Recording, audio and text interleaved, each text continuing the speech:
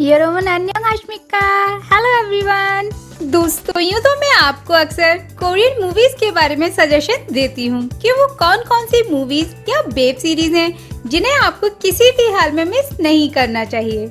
लेकिन आज मैं आपको एक चाइनीज मूवी के बारे में बताने जा रही हूँ जिसे आपको हर हाल में एक बार जरूर देखना चाहिए, क्योंकि इस मूवी को ऑस्कर अवार्ड के लिए 2021 में नॉमिनेट किया गया था। तो मैं आपको इस मूवी के बारे में बताऊं, उससे पहले अगर आपने अभी तक हमारे चैनल को सब्सक्राइब नहीं किया तो कर लीजिए, साथ ही नोटिफिकेशन बेल भी ऑन कर लीजिए, जिससे ऐसे ही अमेजिंग इंफॉर्मेशन आपको मिलती रहे। दोस्तों, बेटर डेज नाम की 2019 में आई इस मूवी की कहानी एक लड़की की है जो स्कूल में एक टीचर है जिसका नाम शेन नान है। तो स्टोरी की शुरुआत में शेन नान क्लास में स्टूडेंट्स को पढ़ा रही होती है तो उसकी नजर एक लड़की पर पड़ती है जो काफी उदास होती है, जिसे देखकर शेन को अपना बचपन याद आ जाता है।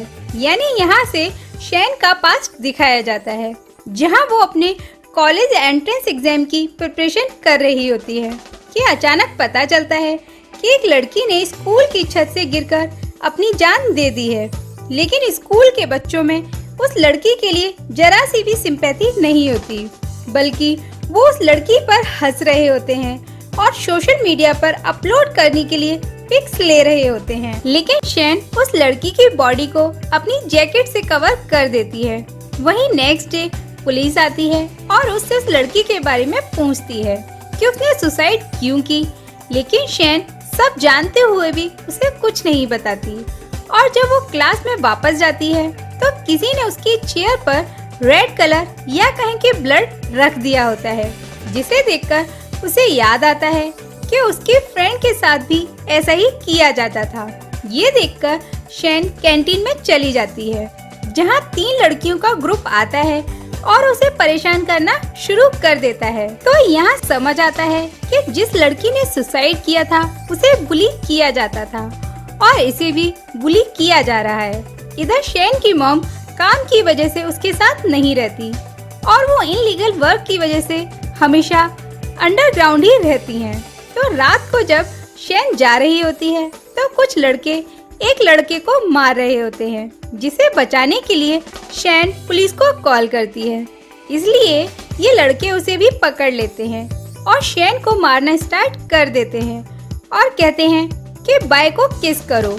तो शेन उसे किस कर लेती है, जिसकी वजह से बाय उन लड़कों को तेज तेज मारना स्टार्ट कर देता है, जिससे वो लड़के भाग जाते हैं। अगले दिन बाय शेन से कहता है कि मैं तुम्हारा बॉडीगार्ड बन जाता हूँ और तुम्हें प्रोटेक्ट करूँगा, जिस पर शेन ये कहकर मना कर देती है कि तुम खुद को तो बचा नहीं पाए तो तुम मुझे क्या बचाओगे।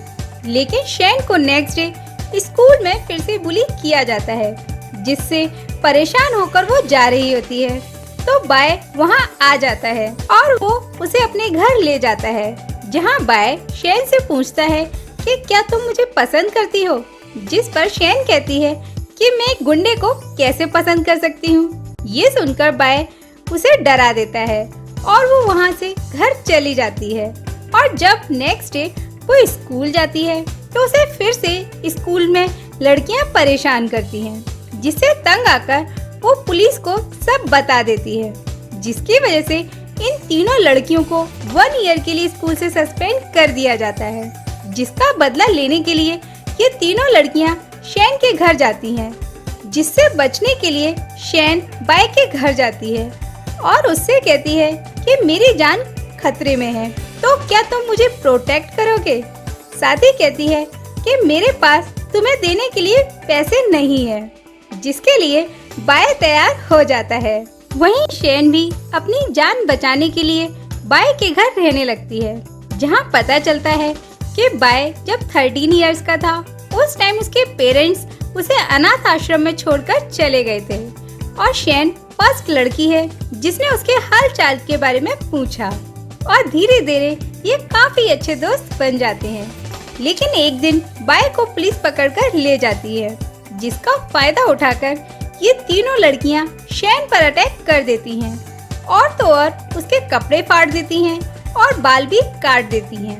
साथ ही शैन को ब्लैकमेल करने के लिए उसकी वीडियो भी बना लेती हैं। और जब ये बात बाय को पता चलती है तो वो उनको मारने के लिए जाने लगता है, लेकिन शैन उसे ऐसा करने से रोक लेती है और ये दोनों अपने बाल काट लेते हैं। इधर ये बुली करने वाली लड़की शैन को फिर से परेशान करती है, तो गुस्से में शैन उसे धक्का दे देती है और वो वहीं मर जाती है।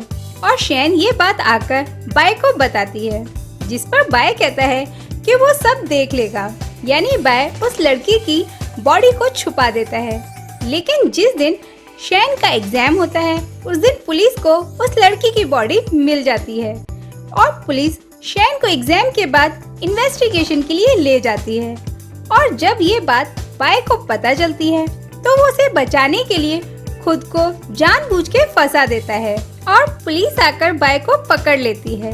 इधर शैन के एग्जाम का रिजल्ट आता है और वो अच्छे मार्क्स के साथ पास हो जाती है। तो पुलिस ऑफिसर आकर शैन से कहता है कि बाय को फांसी की सजा दी गई है। ये सुनकर पुलिस को वो सच बता देती है और पुलिस उसे अरेस्ट कर लेती है, जिसके बाद दोनों को सजा होती है, जिसमें बाय को कुछ टाइम बाद छोड़ दिया जाता है और शैन को माइनर होने की वजह से 4 इयर्स की सजा दी जाती है। और अब यहाँ प्रेजेंट दिखाया जाता है और बाय आज भी शैन को प्रोटेक्ट करने के लिए उसके पीछे चल रहा होता है। स्टोरी काफी इमोशनल और इंटरेस्टिंग है, जिसे आप नेटफ्लिक्स पर देख सकते हैं। तो दोस्तों, इस 2 घंटे की मूवी को आप देखना मत भूलिएगा। हम मिलेंगे आपसे नेक्स्ट वीडियो में। Till then take care and सारंगे हो।